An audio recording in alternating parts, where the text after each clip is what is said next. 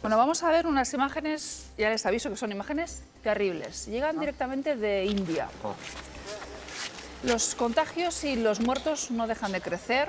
Falta oxígeno, falta espacio en los hospitales. Han tenido que improvisar crematorios en plena calle, como lo que están viendo. En la India ya no hablan de ola, hablan de tsunami.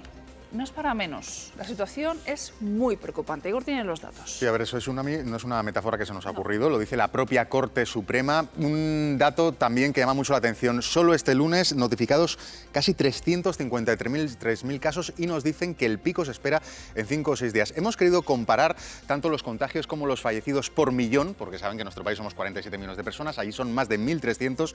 Y vamos a empezar con los casos de contagios. Como ven, aquí en España, la gran ola fue aquí, pero había tan poca capacidad de hacer test que, lógicamente, el dato real estaría mucho más arriba.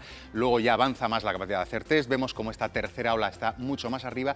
Y en el caso de la India, que había navegado de una forma más o menos normal, habían realizado bastantes restricciones, es cierto que estos últimos meses ya habían empezado a relajarlas y permitir cierto tipo de celebraciones, y vemos cómo empieza a adquirir esta línea prácticamente vertical, y es lo que preocupa para los próximos días. Echamos un vistazo también a la comparación de fallecidos por millón de habitantes, datos homogeneizados. En el caso de nuestro país, aquí queda clarísimo como la primera ola fue tremenda, tenemos la segunda, la tercera, y en el caso de la India es ahora cuando empieza a subir de esta forma, que todo indica que va a ser muy dramática, porque insistimos, a ver, aquí en España, por ejemplo, los casos de personas que están en la UCI son en torno a 15, 20 días, pero claro, si directamente no tienes UCIs, claro, directamente no hay tiempo y el periodo de incubación está entre los 5 o 15 días, todo indica que en las próximas semanas vamos a hablar de datos horribles.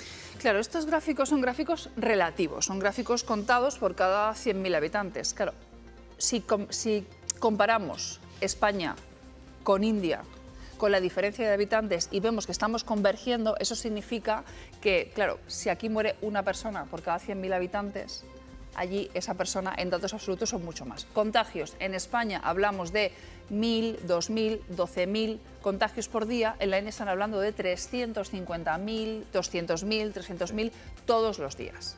Queremos conocer más detalles y de primera mano la situación allí. Por eso vamos a hablar con Gerardo Álvarez. Él es director de la Unidad de Enfermedades Infecciosas del Hospital de Batalapalli de la Fundación Vicente Ferrer en Anantapur. Está en España por motivos personales, pero es que la situación es tan grave que incluso ha tenido que adelantar su vuelta. Doctor, buenos días. Hola, buenos días. Cuéntenos qué le explican de la situación de allí, cómo está. La situación, yo vine a España más o menos a principios de abril y la situación estaba bien. Y lo que se ha visto en 2 o 3 semanas es que se ha llenado totalmente el hospital de una manera rapidísima.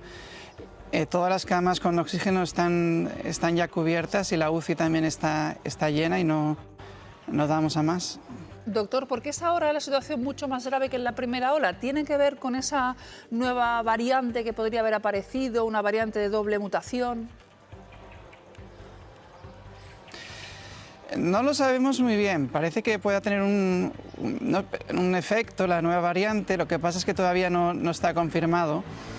También ha habido otros factores, por ejemplo, ha habido unas reuniones multitudinarias religiosas o elecciones políticas, y también, sobre todo, ha habido una relajación porque después de la primera ola prácticamente nos quedamos sin casos. Fue muy curioso porque desde enero hasta mitad de marzo solo tuvimos 5 o 6 casos en el hospital y de repente, claro, la gente dejó de usar las mascarillas y se relajó. Pensó que había pasado, pensó que esta segunda ola que estamos viendo ahora no iba a pasar y ahora nos ha sorprendido a todos. Doctor, durante el fin de semana hemos visto soltar alertas SOS de hospitales diciendo que ya no tienen oxígeno.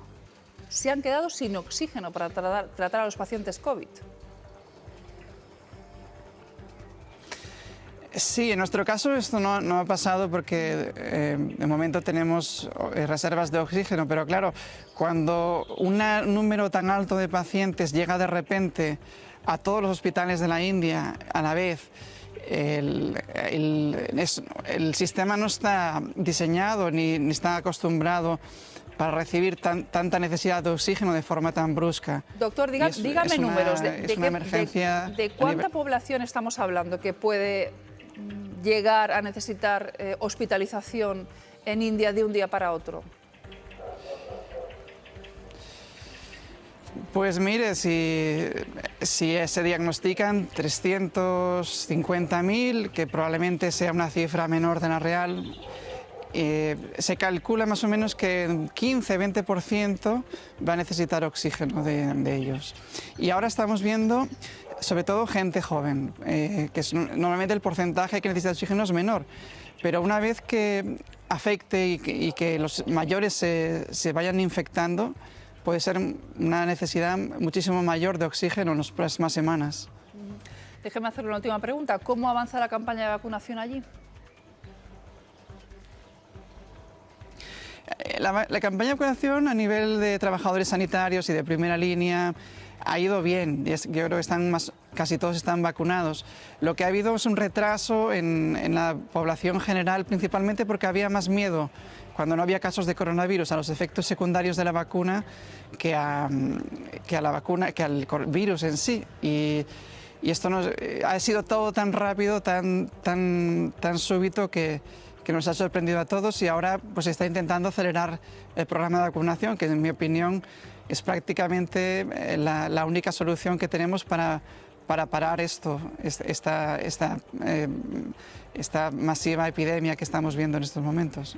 Muchísimas gracias, doctor, por habernos atendido, y ánimo cuando vuelva hacia la India. Un placer. Muchas gracias. Quique, igualmente. Hospitales sin oxígeno para tratar la COVID con una enfermedad que es eminentemente respiratoria. Una bomba de relojería absoluta. La situación que se ha podido ver incluso en imágenes de hospitales en Delhi es absolutamente dramática, sin oxígeno, sin evidentemente camas UCI libres, y con una presión que se viene, porque recordemos que las muertes normalmente tardan 5 a 7 días en llegar después de los casos. Y además las autoridades sanitarias dicen que no están en el pico de la ola. No están en el pico. Si seguimos nuestro gráfico y llegamos a 800 casos por 100.000, por 1 millón de habitantes, es que deberíamos esperar alrededor de 1 millón de casos al día en la India, ¿no? Y ¿1 millón de casos al día? Eso es lo que puede pasar si alcanzáramos niveles de transmisión como los que tuvimos nosotros aquí en nuestro peor momento. Y si un 0,1% de los casos acaban falleciendo, ¿sí? Y tenemos hoy 350.000 casos, es que dentro de 5 o 7 días podríamos tener 35.000 muertes por día. ¿Por día? Por día.